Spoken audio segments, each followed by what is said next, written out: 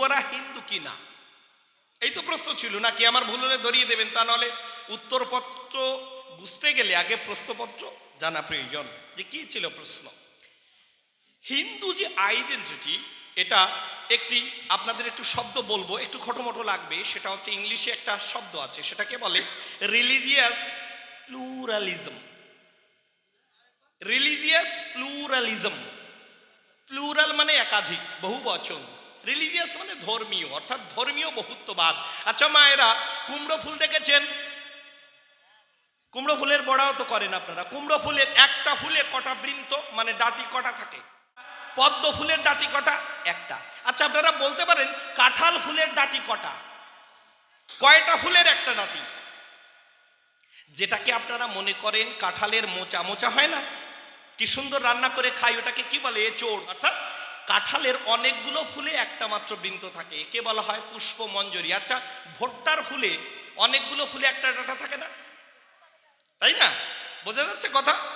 তার মানে একটা ভুট্টায় আপনারা যতগুলো দানা খান, প্রত্যেকটা দানা আলাদা আলাদা ফল, অর্থাৎ আলাদা আলাদা ফুল থেকে হয়েছে, কিন্তু ডাঁটি কটা? একটা।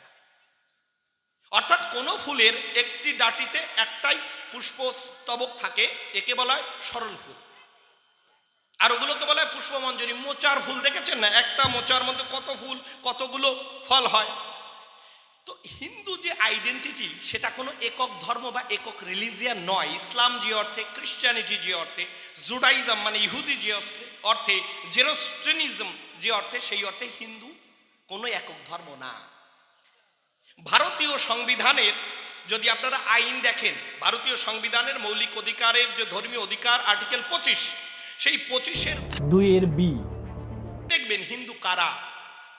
হিন্দু যদি কোনো আইন আসে তাহলে কাদের জন্য অ্যাপ্লিকেবল সেটা তো জানতে হবে, হিন্দু কারা, তা না হলে হিন্দু আইন আসবে কি করে? 1955 সালে হিন্দু ম্যারেজ অ্যাক্ট অর্থাৎ হিন্দু বিবাহ আইন আসে। 1956 সালে 3টে আইন আসে, Hindu succession act, Hindu adaptation act and Hindu minority and guardianship act. এটা বলেই আমি অন্য প্রশ্নে যাব, রসের জায়গায় যাব, কিন্তু এটা একটু খটোমটো আইনের ব্যাপার, আইডেন্টিটির ব্যাপার। তার মানে কি হলো? যারা ভারতে মুসলমান নয়, খ্রিস্টান নয়, যারা পারসি নয়, যারা ইহুদি নয়, যাদের মতবাদ এই ভারতীয় উপমহাদেশের কোথাও না কোথাও কখনো না কখন জাত হয়েছে, তারা সবাই এক আমব্রেলা আইডেন্টিটির মধ্যে হিন্দু বলে কথিত হবে, according to Indian constitution and present law. কঠিন হলো? ভারতীয় বর্তমান আইন অনুযায়ী, এটা মনে রাখবেন, কেউ প্রশ্ন করলে জবাব দিতে হবে, যারা খ্রিস্টান নয়, মুসলমান নয়, ইহুদি নয়, পারসি নয়, তারা প্রত্যেকে এই যে হিন্দু বললাম, আইনত হিন্দু, প্রত্যেকেই হিন্দু। অর্থাৎ বৌদ্ধ হিন্দু, জৈন হিন্দু, শিখ হিন্দু।